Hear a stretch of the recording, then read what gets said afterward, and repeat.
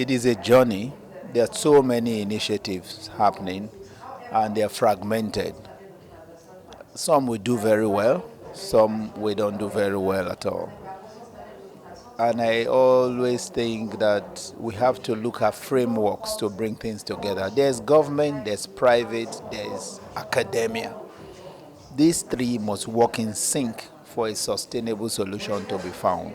You can't leave things to government alone because a government, for example, will run a democracy where you change the chief executive every 4 years. And the practitioners there are typically of a certain bent. They are mainly politicians. So they have a different agenda. They are driven by popularity, by being re-elected, by having access to resources. Yes, they have some policy impact, but then you have the academia who needs to produce the skilled labor force to support these policies. How are they talking to each other? They probably are running off in a different direction also with their own agenda. And you've got the private sector, typically profit driven. So what's the incentive for them to do things that maybe do not maximize return on investment? So these are three different people. You need to bring them together in a productive, collaborative model that drives sustainability. Some of the things we're doing, which is like happening here where you see government people, you see practitioners coming here, that's the beginning of it. I believe that with practice and more openness, transparency on all sides, we can develop and sustain a model that will be beneficial to everybody. One of the cardinal ways of fighting insecurity is by making sure that you educate the children of the poor and that of the rich. Because once you continue to give the best only to the children of the rich, the children of the poor will end up attacking the children of the rich and decreasing their lifespan, reducing them in number. But when the child of the poor man is sitting next to the child of the rich man in the same class, social class is completely abolished and nobody will sit down and start thinking of crime again. Everybody will begin to think of how to constructively build a better Enugu state that will be good for each and every one of us. My impression over the past decade is that although there was minimal kind of presence of e-government in Nigeria, at this moment a lot of things are going on. And anytime soon, starting from especially the government service portal, the e-government, what can I say, the progress or the outcome is expected to reach out now, finally, towards the citizens. So I guess we are just on the right track, but just need more support and input from the citizen side as well. For the past 6 years, like I said, we have seen an improvement, but there are still challenges. Today we are now trying to refer to the issue of the Acts of Parliament to ensure that when there is a rule and there is somewhere within that rule where there is a loophole for the provider of service not to deliver the service according to how it should be delivered, then there should be a form of punishment for such a situation.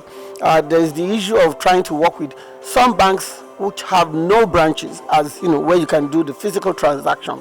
You use them online. Now, some of them understand how to respond to the consumer's delight, while others do not recognize the consumer's rights on the internet. Now, these are issues that we will still get to, but from 100%, we have done so far so good 50%, almost 50%. And I'm saying this because Lagos State, which is currently hosting them, has shown a trail of development over the years, which we are very grateful for.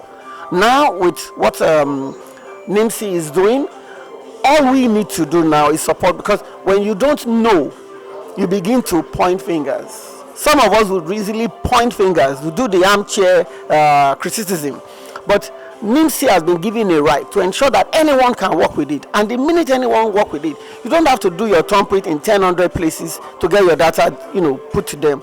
All you need to do is sync everything seamlessly with the right agency of government, and we believe that the private sector needs to do their role. I am doing my role as a media expert also in ensuring that the average person is informed the literacy, the awareness is there. And for those who are not educated, who may not be able to understand the language, some of our organization, which I also do, goes down to the grassroots to educate them in local languages. We want to promote local content. We want them to be able to benefit from what government is doing, and also from the contribution from the private sector. So it's a win-win for everyone who is, sinking in. However, we are still calling on government to ensure that there is an act of parliament that says once you err, you will be sued. And until that is done, we will not get to where we are. Nigeria is ranked number 144 on the e-governance matrix and scale. That is not too good globally. I mean, in West Africa, we're supposed to be leading, but Ghana is the leader. In Africa, we're supposed to be leading, but South Africa is the leader. So we would continue to talk. We don't implement policies. We advocate for the right policies. We would continue to talk with major stakeholders like the ones we've seen here, critical stakeholders, key experts, for them to put together their thoughts, opinions together, and then forward to the government for implementation. So the digital gap can be breached by constantly creating capacity building workshops, seminars like this, for people to interact firsthand with stakeholders. We need to do as much as we can to research. The government needs to invest a lot of money, more money, funding and investments on research, for research purposes, as well as putting together the right infrastructure. If we have the right infrastructure in telecommunications and communication, the infrastructure gap would be bridged. I think the prospect is great in terms of how far we've come. At the federal level, at least in terms of the federal MDAs, I would say we are close to 50% and above.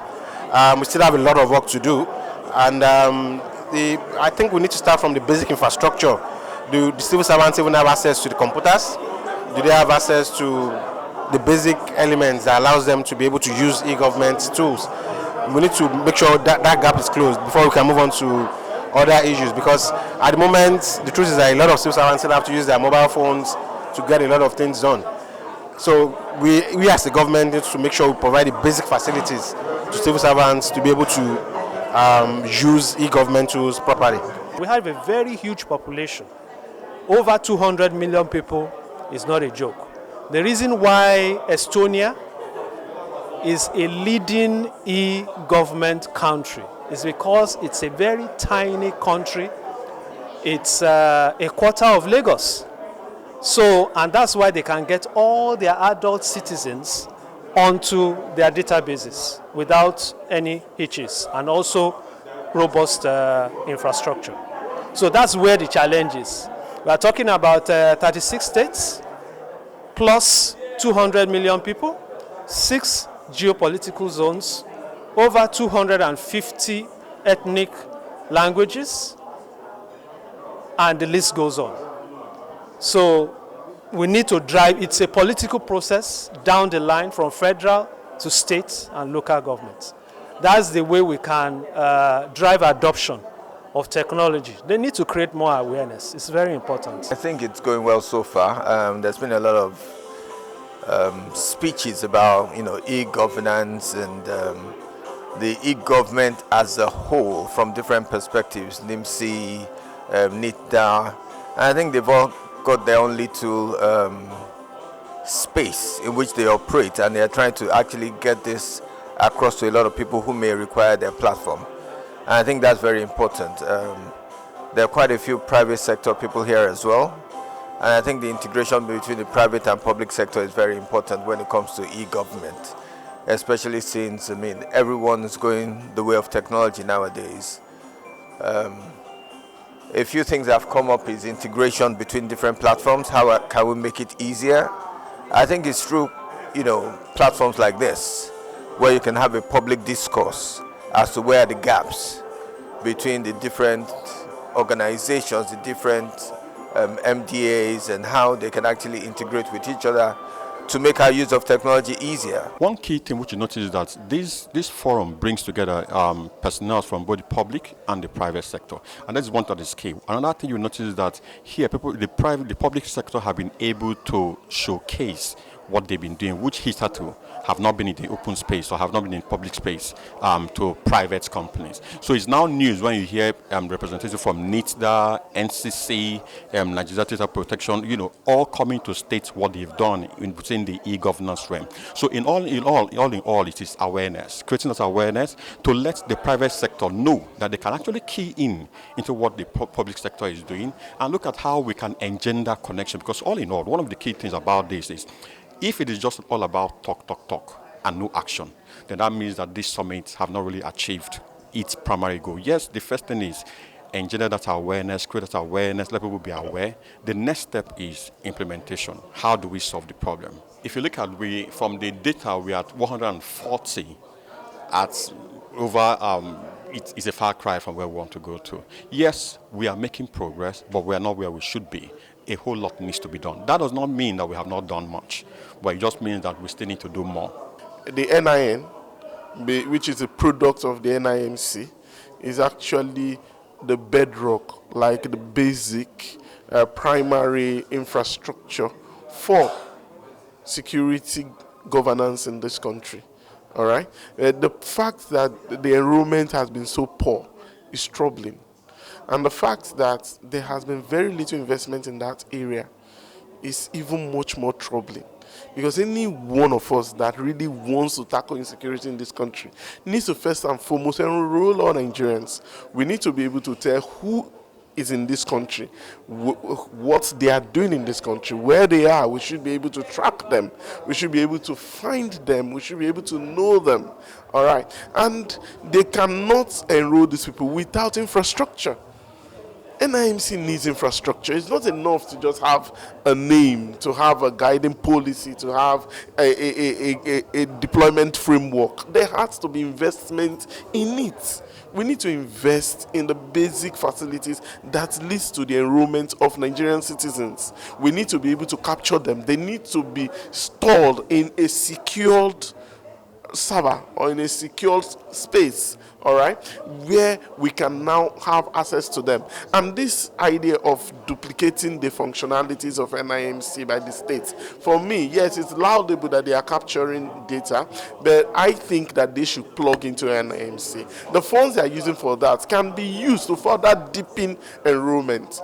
Take, for instance, instead of an NIMC building its own capturing centers, building its own enrollment centers, they should actually be partnering with those who are very closer to the citizens, which is the traditional councils, all right, which are the traditional rulers of this country, okay, the LCDAs, the local development communities. These are the persons we should actually be partnering with. NIMC, the state should partner with these ones to ensure that data are captured, individuals are enrolled. The investment of setting up your own enrollment system should actually be used to partner with an NIMC to get them the enrollment done to the grassroots in your state and installed there. Certainly, it has gone far. It has helped to influence government decisions, policies, and it has driven some government agencies to commence implementation of e-government. We are making progress in e-government deployment in Nigeria, but we would rather say that the progress is very slow, particularly at the local government level and state government. The progress there has been very unimpressive, if I must be honest. So there's still a lot of work to do in terms of the campaign for driving governance with technology.